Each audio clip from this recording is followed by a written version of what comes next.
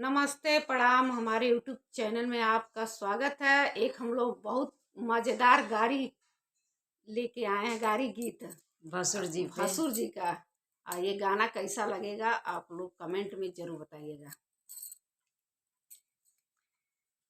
टीका वाले अइला भसुर नथिया ले अइला हो, टीका वाले अइला भसुर नथिया ले अइला हो, सोने के टिकुलिया भसुर कहाँ भूलैला हो, सोने के टिकुलिया भसुर कहाँ भूलैला हो, लागता कि अपना तू दीदी के दे अइला हो, लागता कि अपना तू दीदी के दे अइला हो, सोने के झुमकवा भसुर कहाँ भूलैला हो, सोने के झुमकवा भसुर कहाँ भूलैला हो,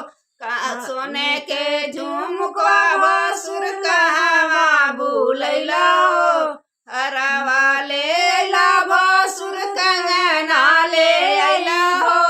हरवा ले अइला भसुर कंगना ले अइला हो, सोने के झुमकवा भसुर कहाँ भूलैला हो, सोने के झुमकवा भसुर कहाँ भूलैला हो, लागता कि अपना बउआ के दे अइला हो, लागता कि अपना तू बुआ के दे अइला हो, सोने के झुमकवा भसुर कहाँ भूलैला हो, सोने के झुमकवा भसुर कहाँ भूलैला हो, सोने के झुमकवा भसुर कहाँ भूलैला हो।